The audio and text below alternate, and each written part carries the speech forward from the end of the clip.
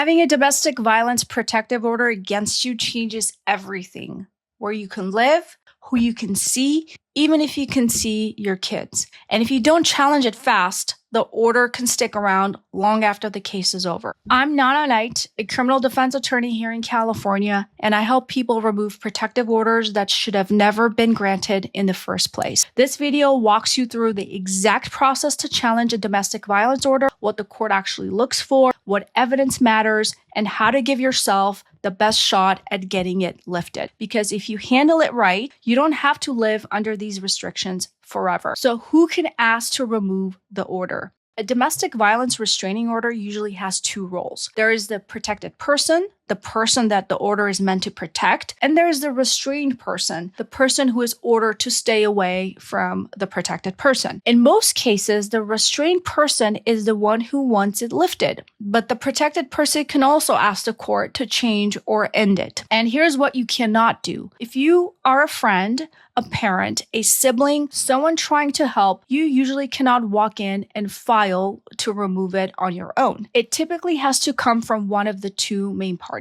Now, does it help if both sides agree? Yes, it helps a lot. Is it guaranteed? No. Judges are still going to treat those orders like safety orders, not relationship paperwork, even if both people show up smiling. So the first fork in the road is simple. What kind of order are we talking about? Because the process changes depending on the type, and timing matters because not all orders are the same. In California, you will usually see one of the three stages. An emergency protective order that is usually requested by law enforcement who is on the scene responding to a domestic violence call, and it is very short, up to 7 calendar days. A temporary restraining order. That is the short-term order that lasts until the court hearing. And then the long-term order after hearing, what people call as a permanent restraining order. Even though it is not forever, it is commonly issued for up to 5 years, anywhere between 1, 2, 3, up to 5 years. And here's the important part. A lot of people focus on the removal too late. If you're dealing with an emergency order, it may expire before you can even get in front of a judge. So if you are dealing with a temporary order, the real right is usually the hearing, because that is where the court decides whether to extend it into a longer order. And if you already have the restraining order after the hearing, that is when people usually file a request to change it or end it early. So before you do anything, look at your paperwork and confirm what you have, because filing the wrong request wastes time, and time is one of the things you do not have when an order is affecting your kid, your home, or your job. Now let's talk about the practical process. What you actually do. The practical process to ask the court to end it. I'm going to keep this simple. There are 3 big steps. Step 1, file the request. Step 2, serve it correctly on the other party. Step 3, show up and prove the change. If you have a civil restraining order after a hearing under the domestic violence process, California courts use a form called DV-300, request to change or end the restraining order. And there is an information sheet too that comes with it that you can also find online. It's called the DV-300 info form that explains the process and what it's for. Now, quick warning, because this is where people mess up. That DV-300 process is generally tied to changing or ending orders made after the hearing. If you're still in a temporary stage, you usually handle changes at the hearing itself or through the court's guidance, not by guessing and filling out random paperwork. So if you are in the temporary stage and you are not sure what to do or what to file, do not freestyle it. Call the court self-help center in your county and use their resources. Now, what do you put in that request? This is where people get too vague. You cannot just say, we're good now, and expect the judge to sign off. You need to explain what changed. Not in a dramatic way, in a clean adult way. Things judges tend to care about. Things like time has passed without any new incidents, or proof of counseling or programs that you completed, compliance with the order, stable living arrangements, and whether the protected person actually feels safe and is acting voluntarily. And yes, if both sides agree, you should make that clear. But remember, judges will still pressure test it to make sure nobody is being pushed. Now let's talk about the step that trips people up even when the paperwork is perfect. Service. Service and the hearing, where most people lose. After you file, the other side has to be properly notified. You usually cannot be the one to serve the papers yourself. If you skip service or do it wrong, a judge can deny your request without even getting to the substance of your request. Then you get your hearing date. And at the hearing, the judge is trying to answer one question. Is it safe to change this order? Not, are they a good person?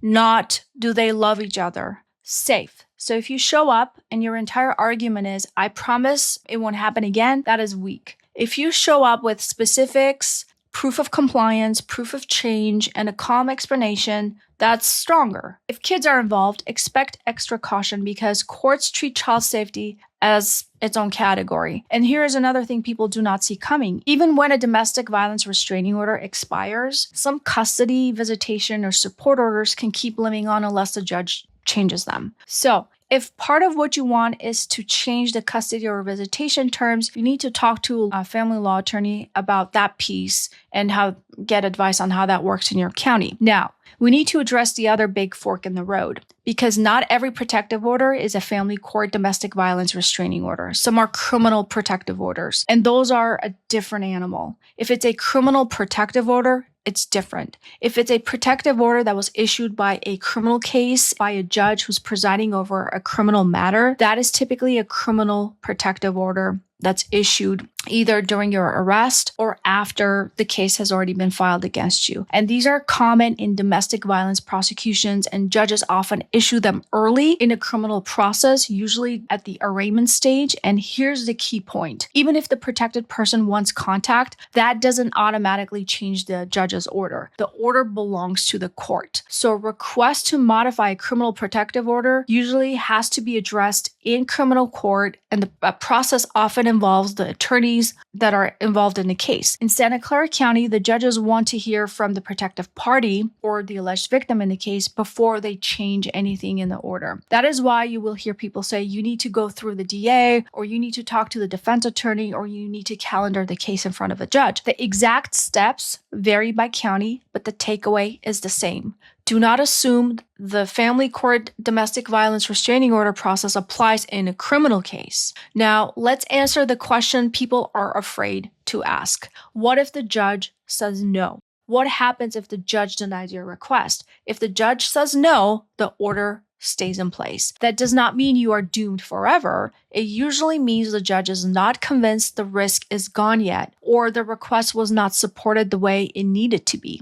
In Santa Clara County, for example, the victim may need to complete a safety planning class before the order is changed in court. So in some situations, you can try again later if the circumstances change materially. But here's what you do not do. You do not treat a no like, well, we tried, so now we can do what we want, which brings me back to the open loop from the beginning. The biggest mistake that get people arrested, even when both sides want the order gone. The biggest mistake, and here it is. They start communicating again because it feels mutual. They meet up, they text, they call, they go on a date, they hang out just for a minute because they feel like it's mutual, or the other party, the protected party, reached out first. Sometimes the protective person invites it, right? And they tell themselves it's because we both agreed, but the order is not a suggestion. If it says no contact, it means no contact until the judge changes it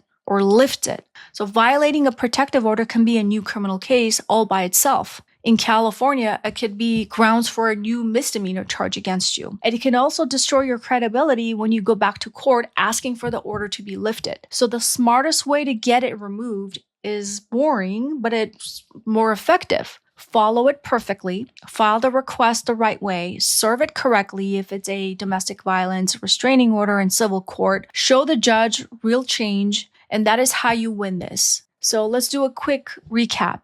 If you want to remove a domestic violence protective order in California, first identify what type of order you have.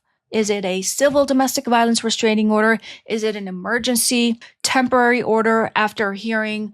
Or is it a criminal protective order? Second, use the correct process. For a civil domestic violence restraining order, after a hearing, the courts commonly use a domestic violence form 300 to request a change or end it early. Third, do not skip the personal service and do not wing the hearing. Bring proof and be calm, and present your case well in court in front of the judge. Fourth, if it is a criminal protective order, treat it differently and address it in criminal court through the criminal justice process. And the big one, do not violate the order while you are trying to remove it. Now, if this helped, you should watch my next video over here, how to beat a domestic violence case in California, because a protective order is one piece of that problem. The criminal case is the other. Now click that video now, and I'll see you over there.